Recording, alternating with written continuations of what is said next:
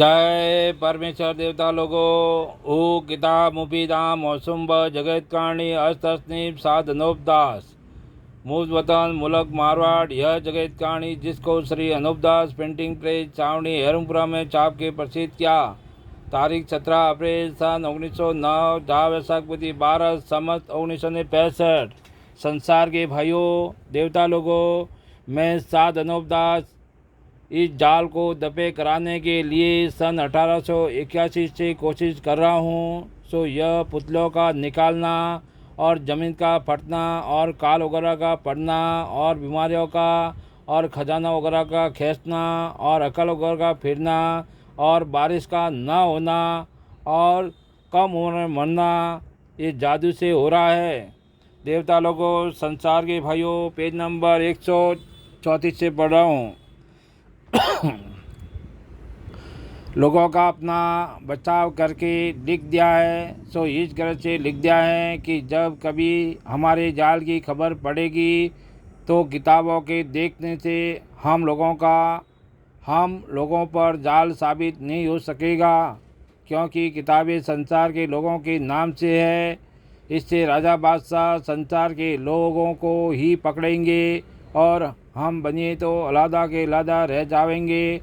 परंतु इन सौदागर ने ऐसी ऐसी बातें जाली अपने भले के वास्ते और तमाम संसार को गारत करने के वास्ते चला दी है कि जिसके ऊपर दुनिया अपने आप ही चल रही है। और इन लोगों की किताबों को दुनिया अपनी किताबें करके बैठी है।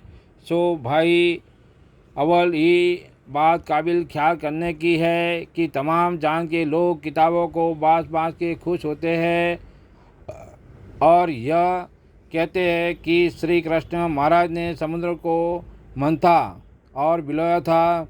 परंतु जिस वक्त की मंथा था उस वक्त बाँस नाग की रस्सी बांध के समुद्र को बिलोया था, जिसको जुबान में मारवाड़ में नेत्रा कहते हैं, जिससे श्री कृष्ण महाराज ने समुद्र को मंथा था। सो यह बात तमाम दुनिया में आम लोग कहते हैं। सो यह बात भी बनियों के घर की चलाई हुई है, क्योंकि समुद्र का जल श्री कृष्ण महाराज ने नहीं मंथा था, क्योंकि श्री कृष्ण जी महाराज भी एक अवतार में से थे। हाँ, श्री कृष्ण जी ने ईश्वर परमात्मा की भक्ति की है, जिससे इनका नाम अमर रहा है।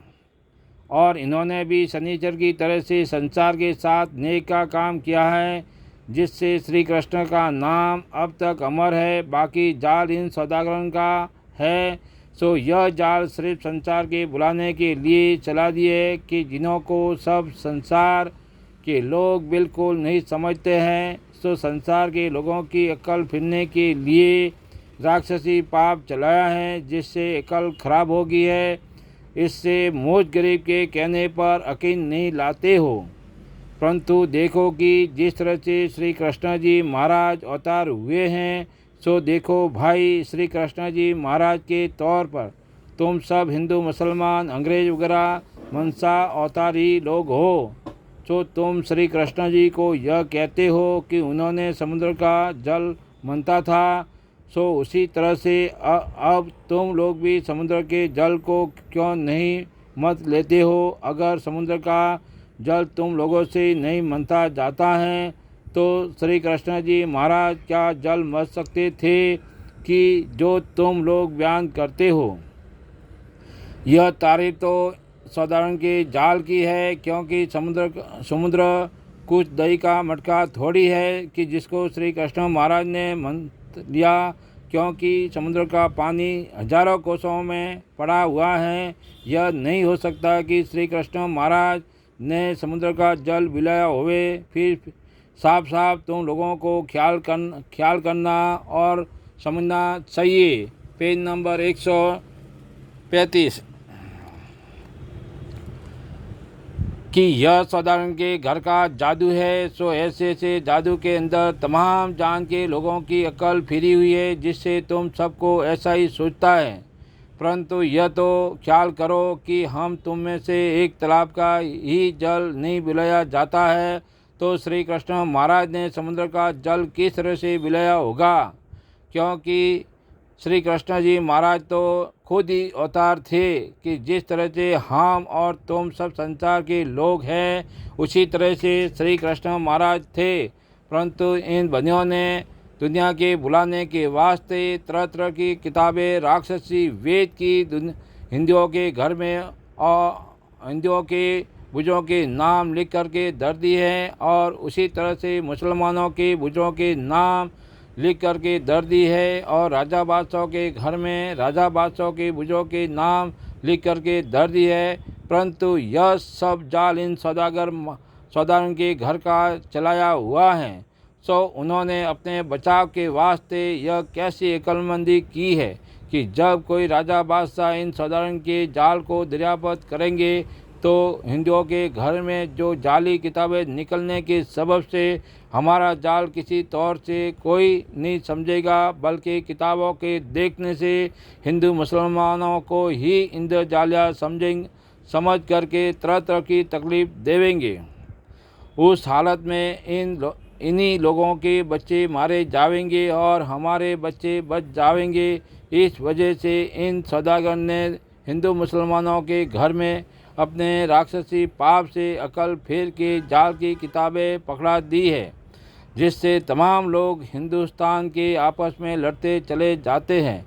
उसी तरह से इन सौदागर महाजनान ने दूसरी बादशाहों के लोगों को ला करके अपने राक्षसी पाप से अकल को फेर के और आपस में नाराज़गी की करा के गारत कर देंगे, और जिस तरह से कि हिंदुस्तान के राजा बादशाहों को गारत करके धन अपने काबू में कर लेंगे।